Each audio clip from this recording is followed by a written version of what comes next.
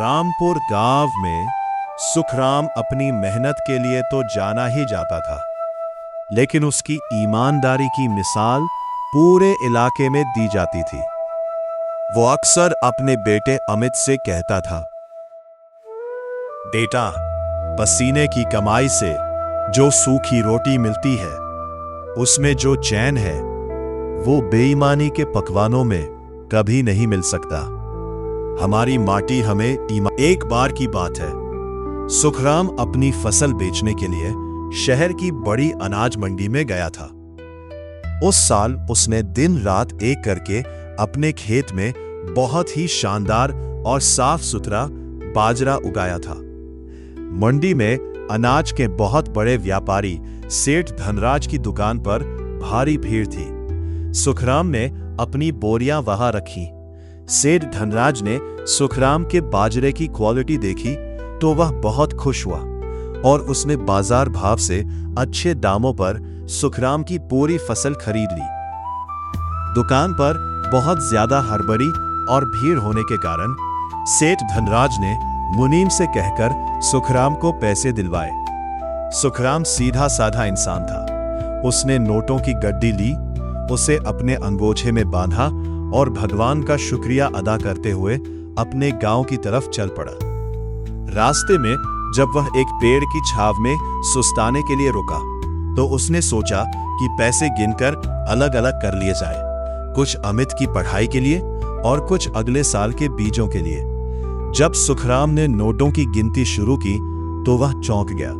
मुनीम ने गलती से 500 रुपए के नोटों की जगह उसे कुछ 2000 रुपए के नोट थमा दिए थे। हिसाब लगाने पर पता चला कि सुखराम को उसकी फसल की कीमत से पूरे 15,000 रुपए ज्यादा मिले हैं। पूरे 15,000 रुपए ज्यादा मिल गए थे। एक पल के लिए सुखराम के मन में विचार आया कि इन पैसों से वो अपने खेत के लिए नया सामान खरीद सकता है या अपनी पत्नी के लिए गहने बनवा सकता है। उसकी आर्थिक स्थिति वैसी भी तंग थी, लेकिन अगले ही पल उसकी अंतरात्मा ने उसे झकझोर दिया। यह पैसा मेरी मेहनत का नहीं है। किसी की भूल का फायदा उठाना चोरी के बराबर है। अगर मैंने यह रख लिया तो मैं अपनी धरती मां से नजरें कैसे मिला पाऊंगा। कड़ी धूप और भारी थकान के बावजूद सुखराम बिना देर किए तुरंत वापस शहर की मंडी की तरफ दौड़ पड़ा। जब वह सेठ धनराज की दुकान पर पहुंचा तो वहां मुनीम बहुत परेशान बैठा था। पैसों का मिलान न होने के कारण सेठ मुनीम पर बुरी तरह गुस्सा हो रहे थे। सुखराम को हांफते हुए दुकान में आते देख सेठ ने पूछा, क्या हुआ सुखराम, कुछ भूल गए क्या? सुखराम ने बड़े ही आदर से अपने अंगोछे से वो अतिरिक्त 15,000 रुपए निकाले और सेठ के सामने रख दिए। उसने कहा, सेठ जी, आपके मुनीम जी ने गलती से मुझे 15,000 रुपए ज्यादा दे दिए थे। रास्ते में जब मैंने पैसे गिने तब मुझे पता चला। ये आपकी अमानत है, इसे रख लीजिए। दुकान पर मौजूद सभी लोग और खुद सेठ धनराज सुखराम की बात सुनकर हैरान रह गए। आज के जमाने में जहां लोग कौड़ियों के लिए अपनी ईमानदारी बेच देते हैं, गरीब किसान इतनी बड़ी रकम वापस करने आया था। मुनीम की आंखों में कृतज्ञता के आंसू आ गए, क्योंकि सुखराम की इस ईमानदारी ने उसकी नौकरी और इज्जत दोनों बचा ली थी। सेठ धनराज का दिल सुखराम के प्रति सम्मान से भर गया।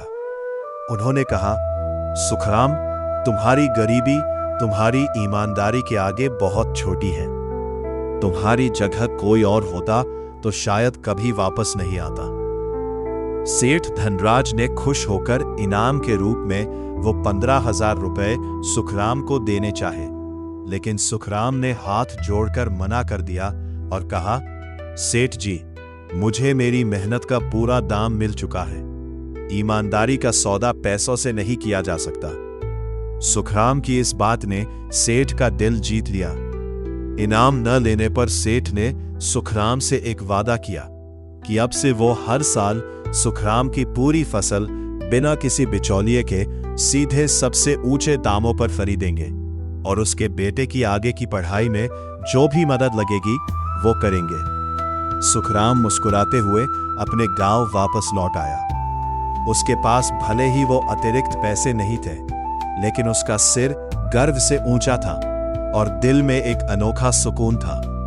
उसने साबित कर दिया था कि एक सच्चे मेहनती किसान की सबसे